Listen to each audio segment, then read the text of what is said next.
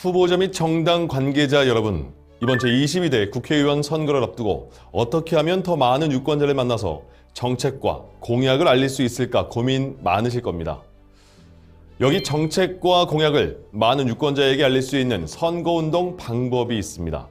외국에서 찾아보기 힘든 우리나라만의 독특한 선거제도, 바로 공직선거법에 따라 선거방송토론위원회가 주관하는 선거방송 토론입니다. 실제로 제20대 대통령 선거 후보자 토론회 효과 분석 결과를 보면 응답자의 약 87.9%가 TV토론에 관심이 있으며 이는 곧 후보자 선택에도 영향을 미치는 것으로 나타났습니다. 토론회를 통해서 후보자는 많은 유권자에게 효과적으로 자신의 공약을 알리고 부동층 유권자의 표심을 얻을 수 있습니다. 또한 유권자는 후보자들의 정책 공약과 자질을 직접 비교 평가할 수 있습니다. 그럼 토론회는 무엇이고 어떻게 준비해야 하는지 알아보겠습니다. 공직선거법에 따라 선거방송토론위원회는 선거운동 기간 중에 토론회를 개최합니다. 이때 공영방송사와 지상파 방송사는 텔레비전 방송을 통해 토론회를 중계방송해야 합니다. 다가오는 제22대 국회의원 선거에서 지역구 국회의원 선거 토론회는 구시군 선거방송 토론위원회가 주관합니다. 토론자로는 후보자가 참석해야 합니다. 비례대표 국회의원 선거 토론회는 중앙선거방송 토론위원회가 주관하며 해당 정당의 대표자가 비례대표 국회의원 후보자 또는 선거운동을 할 수 있는 사람 중에서 지정하는 사람이 토론자로 참석해야 하나 지역구 국회의원 선거의 후보자를 토론자로 지정할 수는 없습니다. 선거방송 토론위원회는 유권자가 투표 전에 토론회를 시청할 수 있도록 가급적 사전투표 기간 전에 토론회를 개최합니다. 또한 유권자가 언제든지 다시 시청할 수 있도록 다시 보기 서비스도 제공하고 있습니다. 토론회는 기본적으로 생방송을 원칙으로 하며 다만 부득이한 사유가 있는 경우 녹화 방송을 할 수 있으나 이 경우에도 편집 없이 방송됩니다.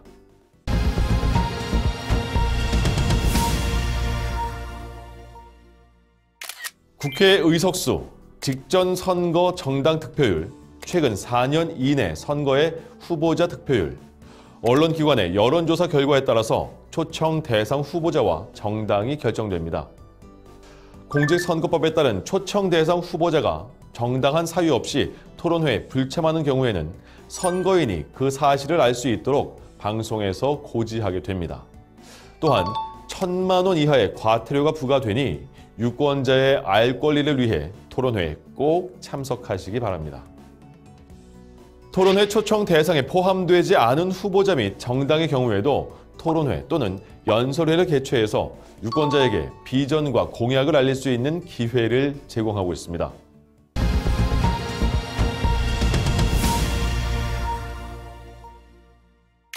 그럼 실제로 선거방송 토론은 어떻게 진행되는지 알아보겠습니다. 중요한 선거를 앞두고 진행되는 생방송 토론이라니 긴장되실 수도 있습니다. 하지만 걱정하지 않으셔도 됩니다. 선거방송토론위원회는 토론자가 토론 준비를 할 수 있도록 설명회를 개최해서 토론회 관련 주의사항 등을 안내해드리고 있습니다. 또한 이 설명회에서 토론자의 자리와 발언 순서를 추첨으로 결정하니 꼭 참석하시기 바랍니다. 토론의 진행 방식은 해당 선거방송토론위원회가 결정하고 있습니다. 토론회에서 주로 쓰이는 진행 방식은 다음과 같습니다.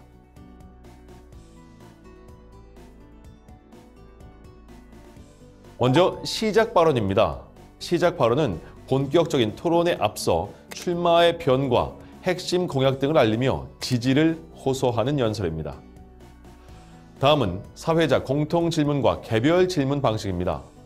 사회자 공통 질문은 선거방송 토론에서 가장 많이 사용하는 유형이며 하나의 주제에 대해 모든 토론자에게 공통적으로 주어지는 동일한 내용의 질문입니다. 사회자 개별 질문은 토론자별로 각각 다른 질문이 주어집니다. 주도권 토론 형식에 대해서 말씀드리겠습니다. 주도권 토론은 토론자들이 번갈아가며 주어진 시간 범위 내에서 토론 진행의 권한을 갖는 토론 방식입니다. 지목한 상대의 답변 시간도 주도권이 부여된 토론자의 시간에 의해서 차감되며 지목한 상대가 답변할 수 있는 최소한의 시간을 보장하는 등의 세부 규칙이 있습니다. 다음으로 공약 검증 토론 형식입니다. 토론자가 정책 공약을 발표하고 발표한 공약에 대해 다른 토론자들과 질문 및 답변을 하며 상호 토론하는 방식입니다. 시간 총량제 토론 형식은 각 토론자에게 주어진 총 발언 시간의 범위 내에서 횟수에 제한 없이 자유롭게 발언하는 상호 토론 방식입니다. 첫 번째로 발언할 토론자를 사전 추첨으로 정할 수 있으며 이후부터는 거수 등으로 사회자에게 발언권을 신청해서 발언할 수 있습니다.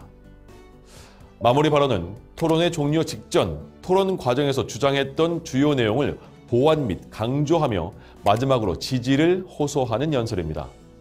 특히 시작 발언과 마무리 발언은 주어진 시간 안에 발언을 마칠 수 있도록 사전에 충분한 연습이 필요합니다.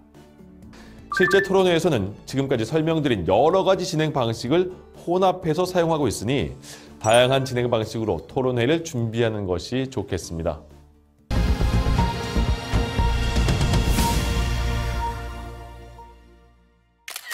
다음은 유의사항에 대해서 안내해드리겠습니다. 먼저 토론자는 통상적인 장신구나 배지, 법에 따른 선거운동용 위옷, 어깨띠를 제외하고는 정당의 명칭이나 후보자의 성명, 선전구호 등을 게재한 표시물을 착용하거나 부착할 수 없습니다. 토론을 하려면 참고 자료가 필요하겠죠. 토론회에서는 A3 용지 규격 이내의 서류, 도표, 그림, 그 밖에 참고 자료를 사용할 수 있습니다.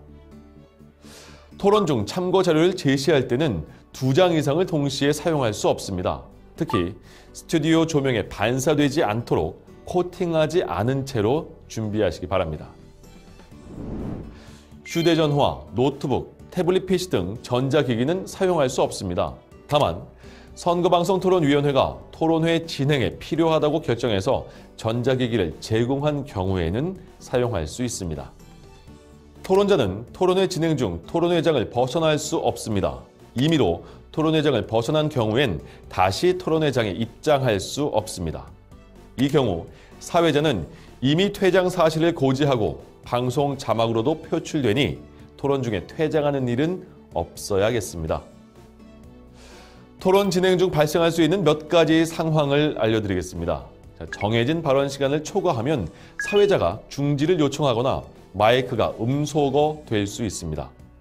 하고 싶은 말이 많을 수 있지만 제한된 시간에 모든 후보자가 공정하게 시간을 쓸 수 있도록 발언 시간을 잘 확인해야 합니다.